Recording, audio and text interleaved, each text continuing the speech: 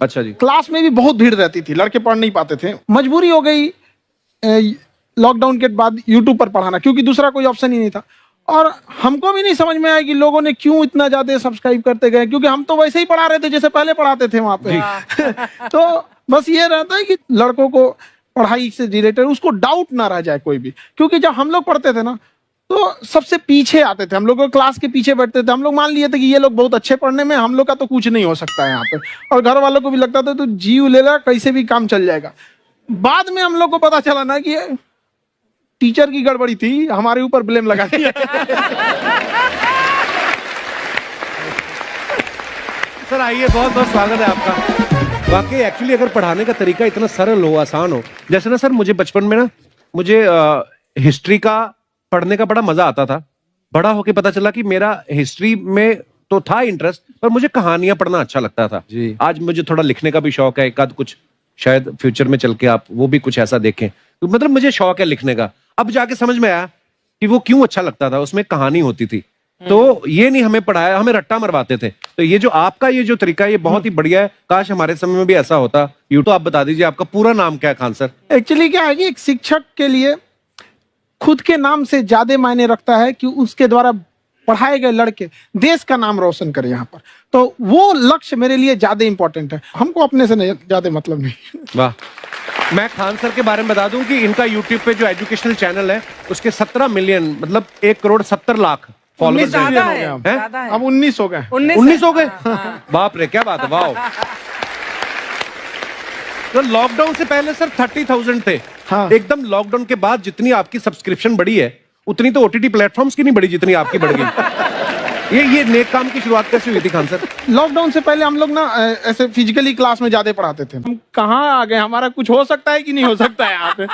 तो लेकिन ना कुछ सीखने का बड़ा शौक था। हाँ। तो जैसे एक फिल्म बनाने से पहले डायरेक्टर कितने महीने की प्रैक्टिस करता है, 2 साल की मेहनत के बाद एक 3 घंटे की फिल्म बनाना पड़ता है। उस तरह से थोड़ा काफी मेहनत करना पड़ता है पीछे से, तब जाके समझ में आता है। और धीरे धीरे एक्सपीरियंस होने से थोड़ा समझ में आ जाता है कि क्या कहाँ पे कौन सा चीज डाउट आएगा वहां पे। और आपसे पढ़ाई करने का ये भी फायदा है कि ये पीट नहीं सकते ना यूट्यूब चैनल से, अंदर से निकल के थप्पड़ भी नहीं मार सकते।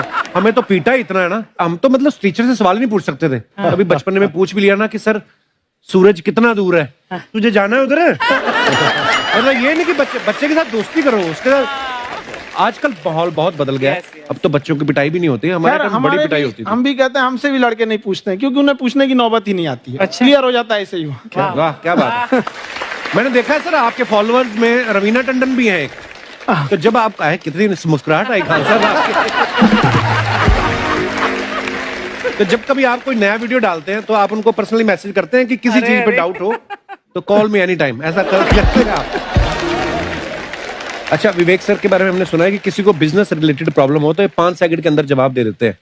जब भाभी जी आपको तैयार होने के बाद पूछती मैं कैसी लग रही हूँ, 5 सेकंड में जवाब दे पाते हैं आप? देखिए, इसमें तो सभी लोग पीड़ित हैं और हर जगह हर घर में ये जरूर सुना होगा सबने कि बच्चों के चक्कर में तुम्हारे साथ रह रही है, वरना तुमको तो कब का छोड़ के चली गई होती। ये बड़ी कॉमन बात है। परमीत सर बोलते हैं आपको ऐसा? आप तो कभी नहीं बोलती होंगी। इनका उल्टा है, इनका एटीट्यूड पति वाला है वैसे, तो इसलिए क्या प्रॉब्लम है? नहीं, कोई औरतों को मतलब मर्दों से कम बिल्कुल मत समझो। नहीं ठीक है, पर ऐसे मुक्के वगैरह नहीं मारने चाहिए आपको। सर आपने अभी तक शादी नहीं की ना खान सर? नहीं। इतने पॉपुलर हो गए आप, आपका सेंस ऑफ ह्यूमर इतना अच्छा है, तो बड़े सारे प्रपोजल तो आते होंगे आपको। अभी इधर कुछ नहीं है सर। खान सर पर्सनल सवालों का जवाब कम देते हैं। अच्छा। जैसे हम शादीशुदा लोगों को देखने के बाद हमको थोड़ा सा और अच्छा, कई बार ना इंसान ज्यादा मोटिवेशनल स्पीकर्स को सुन लेना तब भी कंफ्यूज हो जाता है। कोई कहता है बड़े सपने देखो, गाड़ी लो, बैंक। हमारे खानदान में सब हैंड समझ आते, चापलूसी करने का जरूरत नहीं है। देखा हमारा यहाँ पे कितना चलता है। 1 नंबर दीदी, 1 नंबर। सब लोग हैं, हाँ, नमस्ते कर दो। ये बड़ा अच्छा लड़का है, गांव में ना भैंस चराता है, इसको थोड़ा मोटिवेट कीजिए ना। नहीं तो मतलब भैंस चराता है तो मोटिवेट करके क्या होगा? शेर चराएगा बाद में? अरे शेर चराएगा तो शेर इसको चर नहीं जाएगा। नहीं नहीं, ऐसे हम खाली कह रहे हैं, तुम्हारा चेहरा थोड़ा बकरी जैसा है ना, तो वैसे ये सब बड़े बड़े लोग हैं, इनको बताओ कहा क्या बनना चाहते हो जीवन में आगे? HR। HR? अरे वाह, देखे कोई बड़ा कंपनी में ह्यूमन रिसोर्स का काम करेगा ये। अरे HR मतलब दीदी Hrithik Roshan, tiny tin tin tiny tin tin. ना जूता पहनने का काम किया करो, जूता खाने का नहीं। काम किया है, कुछ बड़ा किया है लाइफ में? किया है ना दीदी, एक बकरी के बच्चे को बड़ा किया है। तो क्या जिराफ बना दिया बकरी के बच्चे को? अरे कुछ अलग आता है उन लोग से, वो पूछ लेते हैं कि ये कैसे काम करता है, तो वो ज्यादा कोशिश करते हैं कि हम किसी चीज को खुद से अगर जाने रहेंगे तो ज्यादा अच्छे से डिलीवर कर सकते हैं। तो कई बार वहाँ यार्ड वगैरह में भी चले जाते हैं पता करने के लिए। लेकिन बहुत इंटरेस्टिंग था। हवाई जहाज पर भी बनाइए। आप कहती हैं तो एक उस पर ही बनाई देंगे। बहुत शुक्रिया जी। अच्छा सर, कई बार ना माँ बाप भी, जो मैं ये कहूंगा कि उनकी गलती होती है कि अगर बच्चा आपका 4-5 साल का है, आप शुरू से उसके मन में डालना शुरू कर देते हो कि ये तो इंजीनियर बनेगा। हो सकता है बाप इंजीनियर हो, वो चाहता है कि जरूरी तो नहीं है। अब मेरे पिताजी पुलिस में थे जी, मेरे मामा सब आर्मी में थे, मैं अकेला इस फील्ड में निकला है, मुझे ये चीज अट्रैक्ट करती थी। ये कहाँ तक सही है सर?